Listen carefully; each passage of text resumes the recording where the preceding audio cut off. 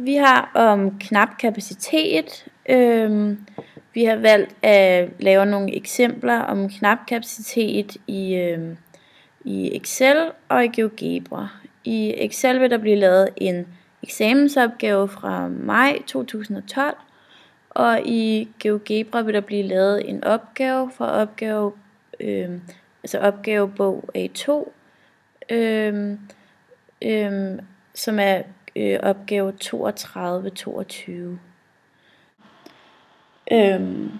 For at lige forklare kort, hvad knap kapacitet er, så er det, når man kan sige, mængden af en eller flere ressourcer gør det umuligt for virksomheden ligesom at gennemføre lønsomme aktiviteter. Det kan være, at de har modtaget en masse ordre, som de gerne vil producere, men ikke har kapacitet til det i deres produktion, hvilket gør, at de selvfølgelig gerne vil udregne, hvordan de i hvert fald kan opnå det maksimale med den kapacitet, de har til rådighed. Det kaldes også knappe faktor. Der er også to typer for ressourcer, eller knappe ressourcer. Der er kapacitetsressourcer. Kapacitetsressourcerne er de tekniske og ligesom personelle ressourcer, som danner ramme for virksomheden. Så er der de variable ressourcer, og det er de ressourcer, hvor forbruget afhænger af aktivitetens størrelse og sammenhæng. For at gå i gang med den første opgave, som er eksamensopgaven, er jeg gået ind på eksamensopgaven, hvor jeg har valgt opgave 2. Der står således: Ullerslev Loft A/S har etableret en afdeling, hvor den nye produktgruppe med malerier og billeder i støjdæmpende materiale skal printes og indrammes. Virksomheden er kommet godt i gang med at sælge de nye produkter til byggemarkeder, som i forvejen aftager loftsplader. Men også møbelbranchen har vist stor interesse. Produktionschefen er ved at planlægge arbejdet i afdelingen. I det kommende kvartal er der en kapacitet på 425 timer, og virksomheden har modtaget 9 ordre. En af virksomhedens samarbejdspartnere har tilbudt at udføre ordre, som Ullerslev Loft A/S ikke selv har kapacitet til. Meromkostningerne vil beløbe sig til 350.000. Her er det interessant for Ullerslev Loft A/S at finde ud af, om de kan holde sig, om de kan producere de 9 ordre inden for de 425 timer, som er deres knappe ressource. De har fået et tilbud fra en underleverandør eller samarbejdspartner, som gerne vil hjælpe dem, men det har en omkostning på 350.000, som de selvfølgelig godt kunne tænke sig at spare. Så jeg går ind i spørgsmål 2.2, der hedder opstil den optimale afsætningsplan for det kommende kvartal under hensyntagen til den begrænsede kapacitet på 425 timer. Der medfølger et bilag, som fortæller, hvilke ordre. Der er 9 ordre listet i alfabetisk orden, hvad dækningsbidraget er på dem, og hvad de kræver i arbejdstid i timer at producere. Jeg går i Excel. Der har jeg listet dem op. Jeg forklarer senere, hvorfor de ikke står i alfabetisk række. Jeg har listet dem op således, at dækningsbidraget er skrevet, og arbejdstid timer. Jeg har så lavet en kolonne, der hedder arbejdstimer i akkumuleret, eller akkumulerede arbejdstimer, hvor jeg bare har lagt dem sammen ned efter. Jeg har så derefter rangeret dem sådan, at de 425 timer, vi har til sammen 655, at de ville ligge, så det tydeligt fremgik, hvor grænsen gik. Jeg har også regnet differensbidrag ud på alle ordrene. Det har jeg gjort ved at dele dækningsbidrag med arbejdstimerne, og på den måde kan se, hvilke ordre, der vil give den største indtjening. For at ligesom at rangere differensbidraget, har jeg været op i den lille knap her, som hedder arrangere data i stigende eller faldende rækkefølge. Og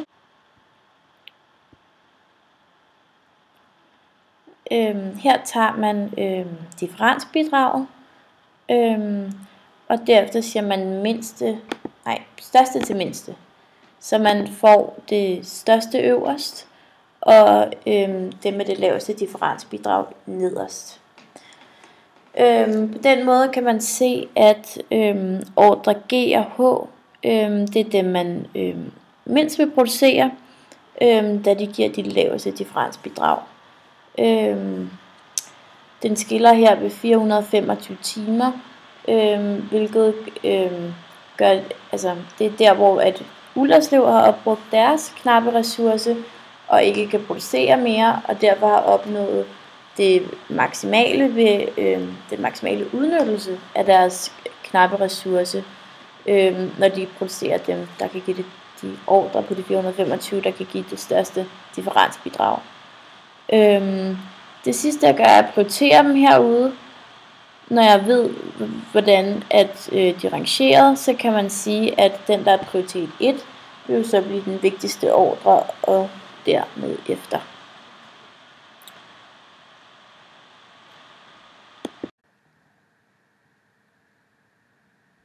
Okay. Vi har valgt også at fremlægge opgave 32-22, hvor vi laver en knap kapacitet, men den her gang har vi valgt at gøre det i GeoGebra. Jeg vil lige starte med at læse opgaveteksten op.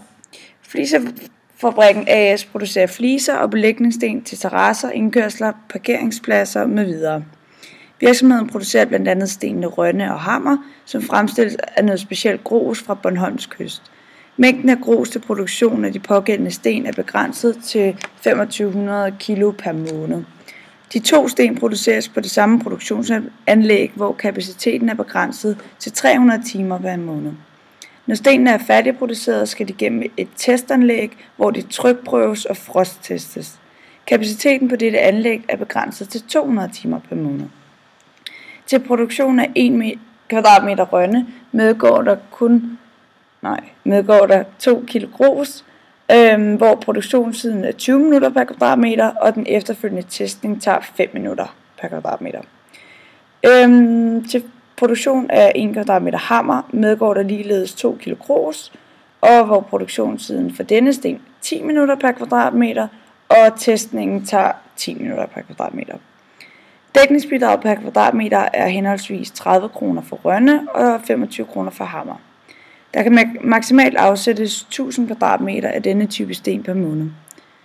Leverandøren af grus har helt ekstraordinært tilbudt virksomheden et ekstra parti grus på 500 kg. Prisen for dette parti er 4.000 kroner højere end den sædvanlige pris. I den første opgave skal vi bestemme antal Rønne og Hammer, der skal produceres i den kommende måned for at opnå det størst mulige dækningsbidrag. Og så hensyn til, at virksomheden kun har 2.500 kg grus. Og det vil vi gøre i GeoGebra. Og til at starte med, så skal vi sætte nogle begrænsninger op. Og som vi kan se i opgaven her. Først skal vi ind lige her. Først skal vi ind og kigge på, hvor mange kilo der skal produceres. Nej, hvor mange minutter det tager. Sådan der. Der. Her kan vi kigge, at produktionstiden er 20 minutter, og for Hammer er den 10 minutter. Og det skriver vi, ikke der. Det skriver vi ind i GeoGebra. 20 minutter og 10 minutter. Og så skal vi herind og kigge på, hvad de havde til rådighed. Og i produktionsanlægget havde de 300 timer per måned. Og så siger vi 300 gange 60 for at få det i minutter, ligesom 20 og 10 står i minutter. Den der. Og skal vi lige rette den der. Så skal vi ind og kigge på den næste, og det er altså i testanlægget. Der er der 5 minutter i den første, og 10 minutter ved hammer. Så trykker vi 5 og 10 minutter. Og tiden her, der havde de kun 200 timer per måned. Og så tager vi igen gange nummer 60 for at få det minutter. Sådan der. Og så var der endnu en begrænsning, og det var på vores grus. De brugte 2 kilo grus, både ved Rønne og ved Hammer, og de havde 2.500 kilo om måneden. Og så kan man sige 2 kilo på den, 2 kilo på den, og 2500 i alt. Sådan der. Og så skal vi lige gå ind og gøre det pænt. Og sådan der. Bum. Så skal vi så lige ind her. Sådan der. Så er det rigtigt. Ja. Så er der noget Mac.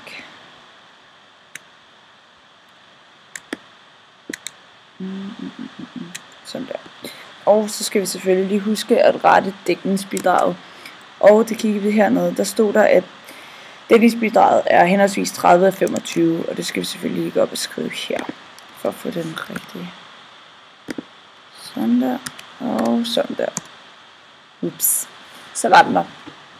Så kan vi altså se, som i spørgsmålet, hvor mange af de skal produceres for at få det størst mulige dækningsbidrag, når de kun har 2500 kilo grus. Og det kan vi se heroppe, der står der, at for at de kan få det størst mulige dækningsbidrag, så skal de altså producere, som der står hernede, 550 rønne og 700 hammer. Og for lige at tage nummer 2 spørgsmål, der er så, hvad det beregnes det samlede dækningsbidrag er. Og det kan vi se i samme udregning, at når man har 30 af rønne og 25 af... Nej, det er jo dækningsbidrag. Så det hedder 550 af rønne og 700 af hammer, så får man et dækningsbidrag på 34.000. Og så går vi videre til næste. Og her der skal vi vurdere, om det vil være lønsomt for virksomheden at acceptere leverandørs tilbud om et ekstra parti grus på 500 kilo. Så skal vi gå ind her, og så skal vi sige, at de har i stedet for 2500, så har de 3000. Så kan vi se heroppe, at det samlede dækningsbidrag det er ændret fra 34.000 til 37.000. Det vil så selvfølgelig sige, at de kan producere mere, men i og med at dækningsbidraget det kun er blevet 3.000 kroner dyrere, og tilbuddet altså kostede 4.000 kroner, så vil det ikke være lønsomt. Der kommer så en difference på minus 1.000, og det er virksomheden ikke interesseret i. Ja, det er så, hvordan man kan regne knap kapacitet i GeoGebra og i Excel som vist forinden. Og det var så det, vi havde vist til jer i dag.